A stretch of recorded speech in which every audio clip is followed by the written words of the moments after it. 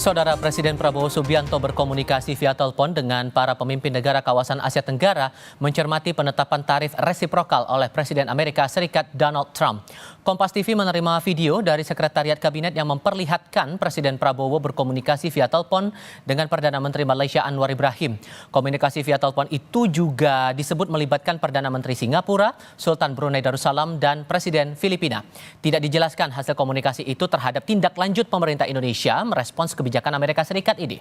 Sebelumnya negara ASEAN dipatok tarif balasan produk impor yang masuk ke Amerika Serikat dengan besaran variatif. Indonesia sendiri dikenai tarif resiprokal sebesar 32%.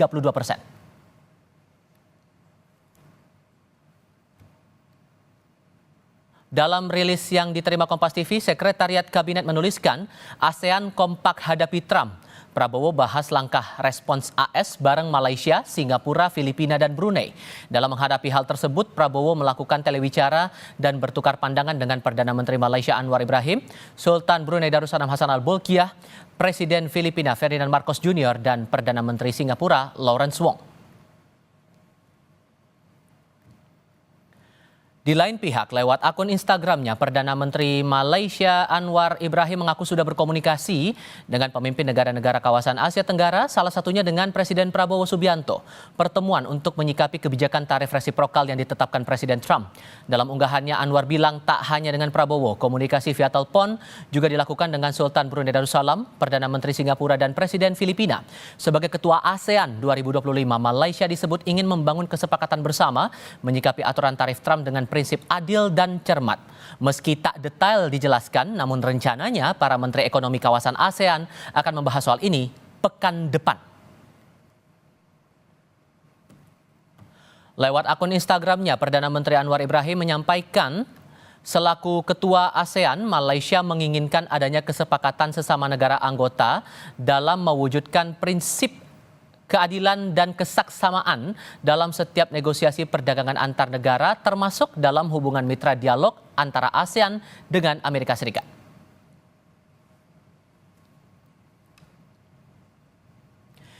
Tarif baru Trump untuk Indonesia diperkirakan akan menghantam rupiah hingga yang terburuk berpotensi menimbulkan banyak pemutusan hubungan kerja.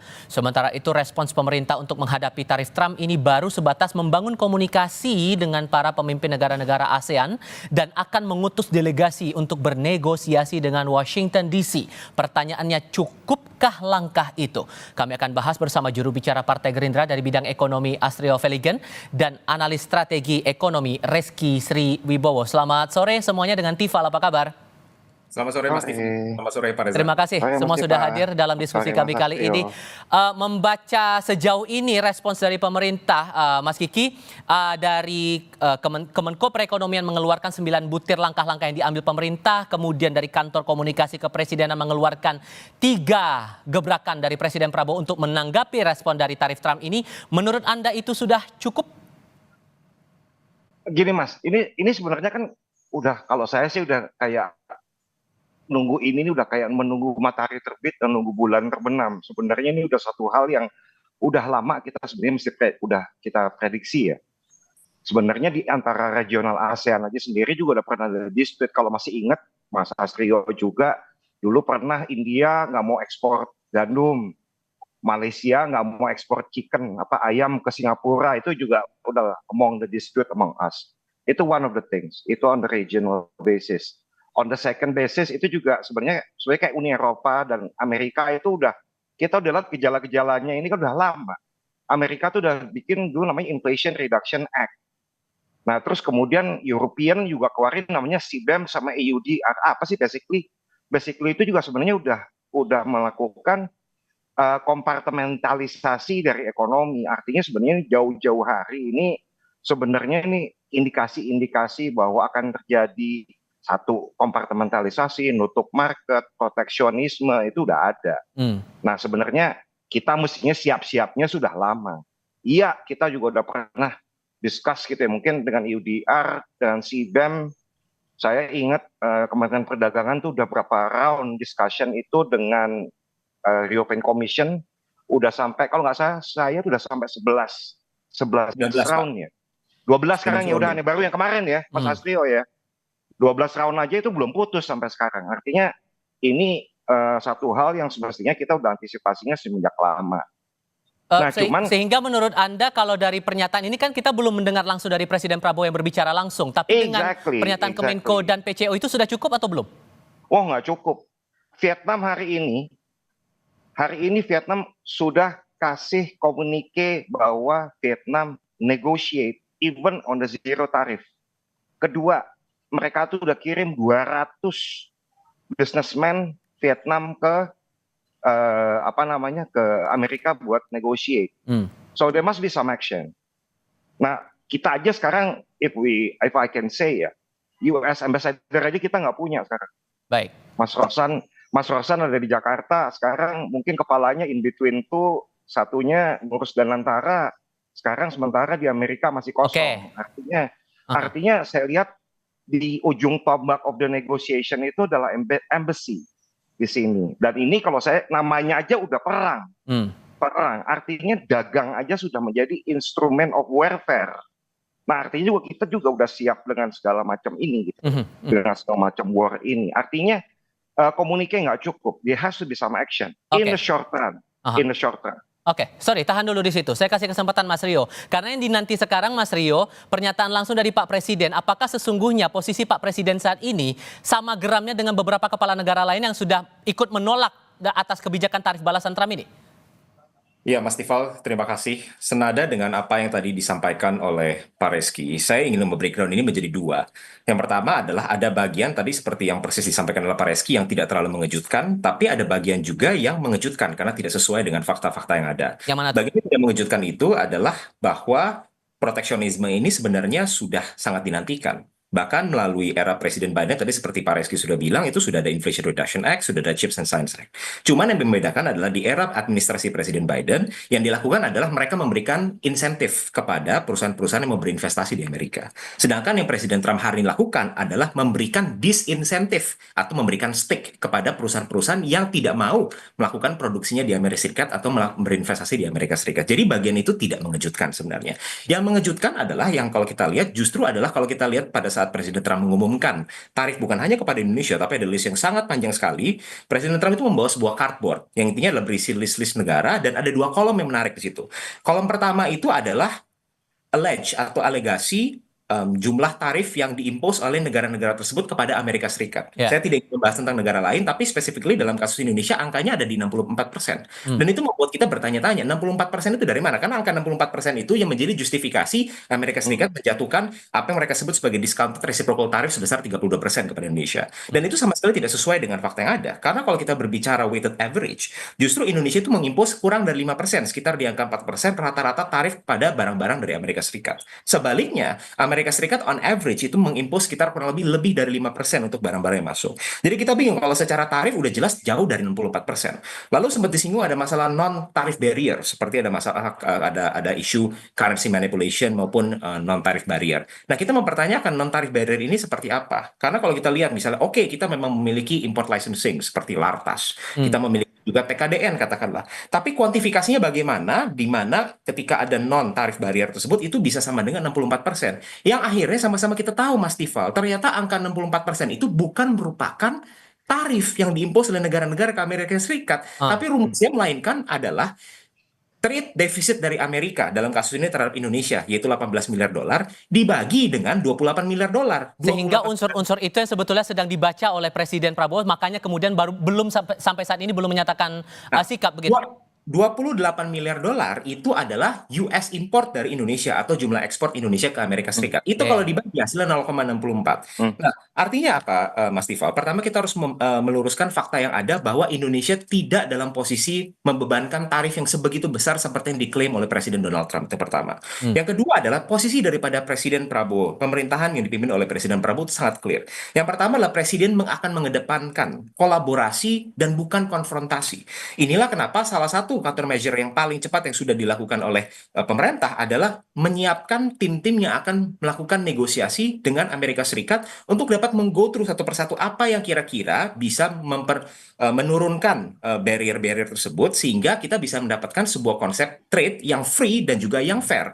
Nah, kita juga sudah menerima dokumen daripada USTR dalam hal ini di mana kita melihat ada beberapa non tarif barrier yang disampaikan oleh Amerika Serikat, dan pemerintahan Presiden Prabowo berkomitmen untuk memang memudahkan ease of doing business di Indonesia, sehingga Oke. kita mendukung proses deregulasi agar bisa Ya, terjadi di Indonesia. Mas Iya. Kiki, upaya untuk mengedepankan kolaborasi bukan konfrontasi, sejauh mana Anda menangkap itu?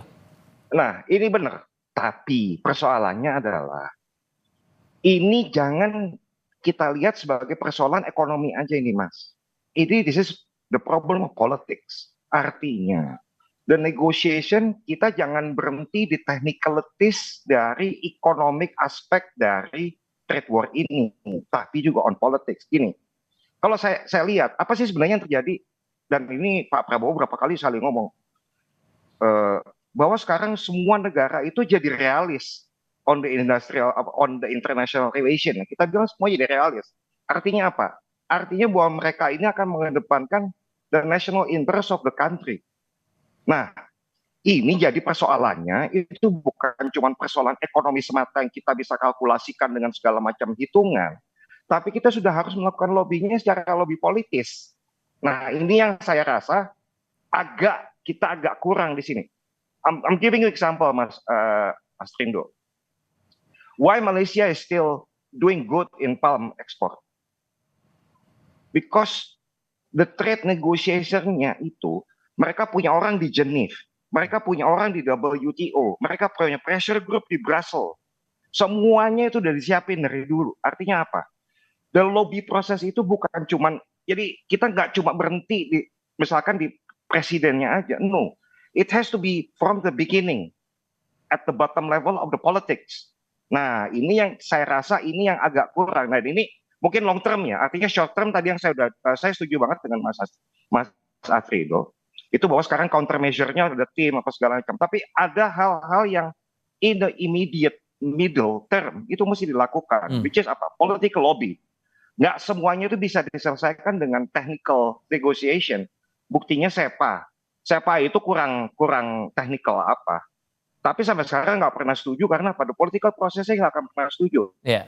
We forget bahwa the European Parliament it consists of the member of the European country too, yang which is of the Parliament. Okay. Jadi Brussels itu udah cuma tinggal tanda tangan doang. Itu kita udah harus mulainya itu dari bilateral satu-satu udah kita mesti dekati. Artinya number one, countermeasure itu adalah bukan cuma di economic negotiation, but political negotiation too. Because apa? Everyone is talking their national interest. Okay. You're talking about US sama Indonesia, trade balance-nya kita. US itu kita satu trade balance, kita tuh selalu surplus loh 27 tahun. Kita surplus terus. Tahun lalu sama tahun sekarang itu naik 14 triliun. 14 juta US dollar. Means actually if they're talking on the national interest, Indonesia has been enjoying the balance of trade surplus for 27 years. Oke, gitu. ini poinnya adalah bukan urusan ekonomi semata dan ada hal yang lebih luas lagi daripada itu. Gimana cara meresponnya, Mas Rio? Oke, gimana meresponnya tapi nanti di segmen berikutnya ya, Mas ya. Kita kasih kesempatan nanti di segmen berikutnya, usai jeda berikut. Saya akan kasih giliran ke Mas Rio, tapi setelah kita simak dulu pernyataan dari Wakil Presiden ke-10 dan ke-12 RI Yusuf Kalla yang menilai kebijakan tarif impor yang ditetapkan Presiden Donald Trump ini terhadap Indonesia sebesar 32% terutama cenderung emosional dan kental unsur ekonomi politik. Ia meminta pemerintah Indonesia mengklarifikasi pernyataan Presiden Trump ini soal barang dari Amerika Serikat yang dijual di RI dikenakan pajak sebesar 64%. Ia juga mengimbau pemerintah, pengusaha, dan masyarakat bersatu menghadapi situasi ini. Kita coba lihat cuplikan perbincangan jurnalis kami, My Sister Tadikan bersama Yusuf Kalla. Trump akhirnya benar-benar menerapkan kenaikan tarif impor.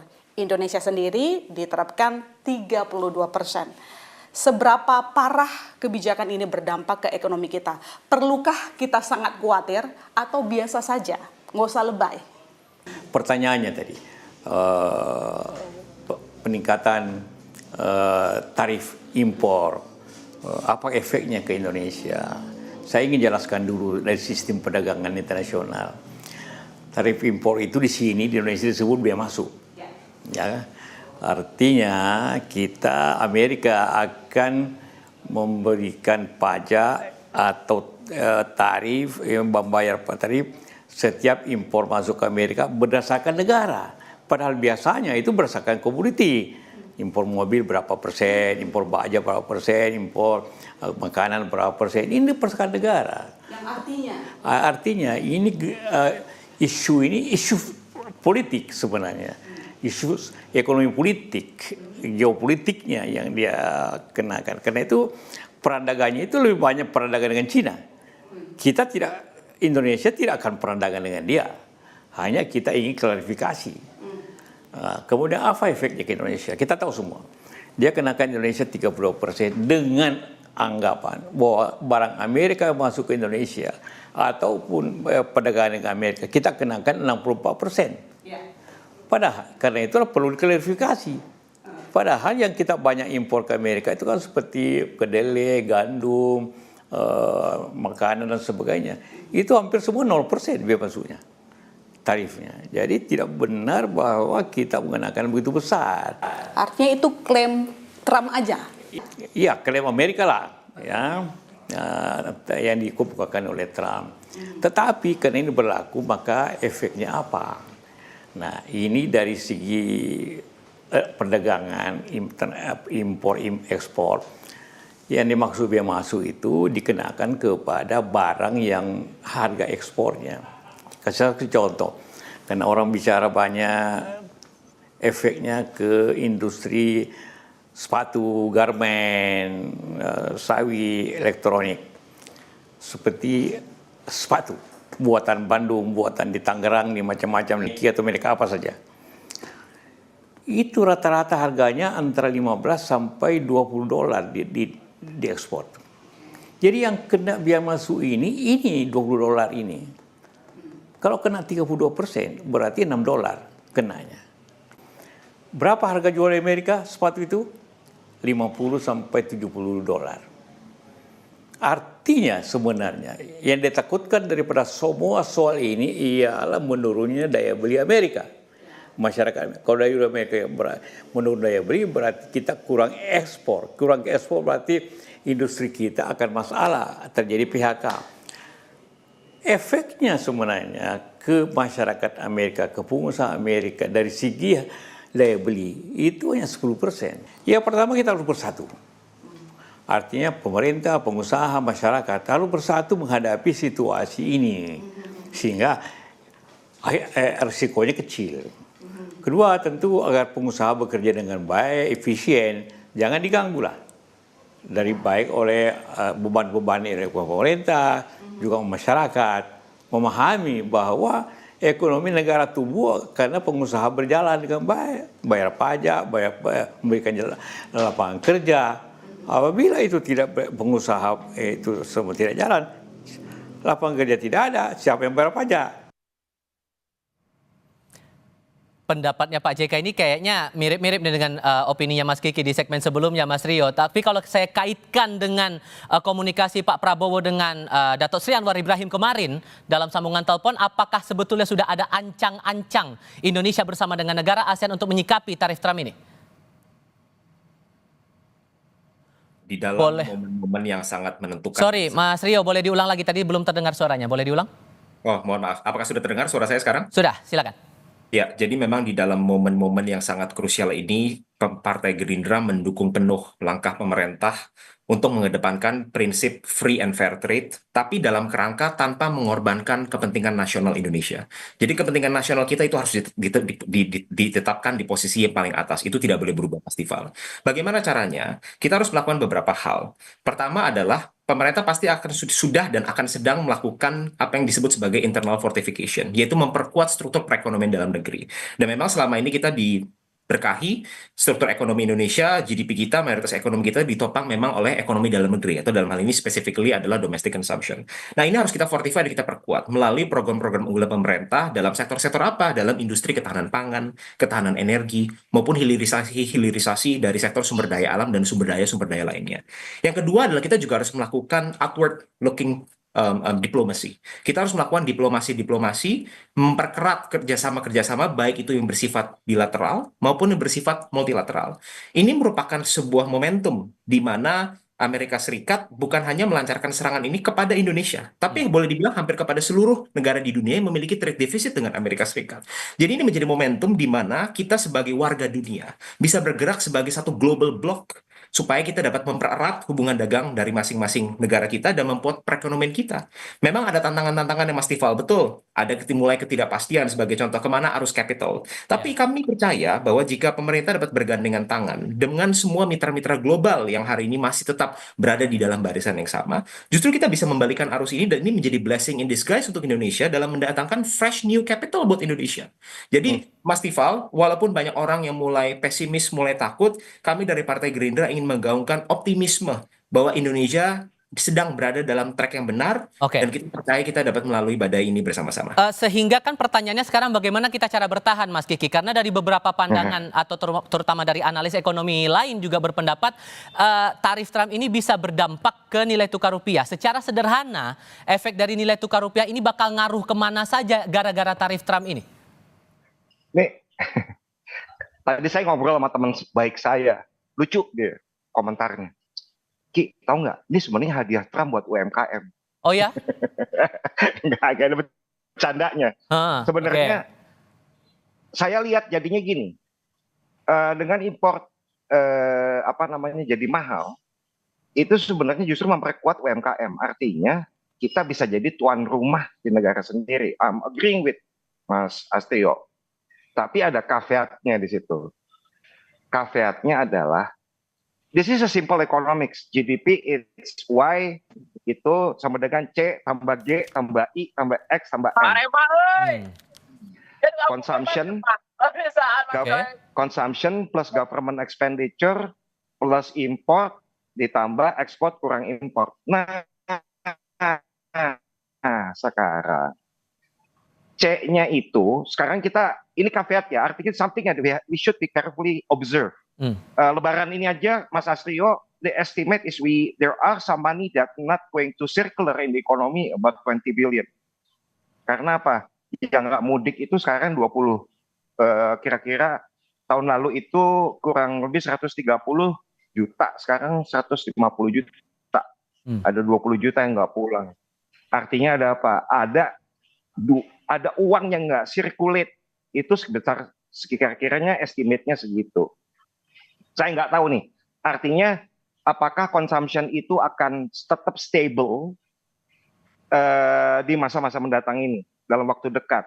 Nah, import, ekspor udah pasti susah. Investment, are we sure about it? For instance, ya investment. We're talking Wall Street itu sekarang kasih return on US dollar base 10%. Ya. On 10% US dollar base return loh ya. Nah sekarang kita mau kasih return berapa? Itu aja caveat buat saya. Sampai sekarang saya mikir investment Indonesia tuh sekarang kita berani janjiin berapa sih? Satu, project Indonesia tuh mostly greenfield. Artinya mulai dari nol. Kemudian kedua, yang gede-gede itu pasti infrastructure project. Infrastructure project, it takes you about 20 to 25 years to come back. Nah itu lama. Oke, sehingga sorry saya potong di situ. Sehingga kalau posisinya sekarang kita harus menunggu kebijakan pemerintah, apakah tepat waktunya kalau menunggu sampai tanggal 8 saat pasar dibuka? Menunggu sikap dari pemerintah ini menurut Anda, Mas Kiki? I have a goosebump on this, Mas ya. Nungguin Selasa itu sampai sekarang saya udah tiap hari baca Al-Fatihah kayaknya, Mas. Untuk nunggu market itu buka reaksinya kayak apa. Hopefully it's not. Tapi indikatornya kok saya lihat dari mulai menurunnya daya beli di middle up sampai down ekonomi, jumlah mudik yang nggak pulang, it's a bit worrisome. Oke. Mas Rio, gimana? Kapan kira-kira kita bisa tahu sikap dari Pak Prabowo sebagai presiden atas hal ini? Saya rasa sikap dari beliau sudah sangat jelas. Beliau mengedepankan prinsip bahwa 1000 teman itu terlalu sedikit dan 1 lawan itu terlalu banyak.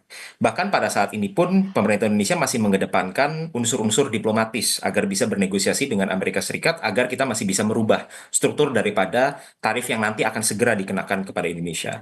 Tapi kedua tadi sedikit menyambung apa yang disampaikan oleh Pak Reski. Kami percaya bahwa at the end of the day capital ini akan harbor.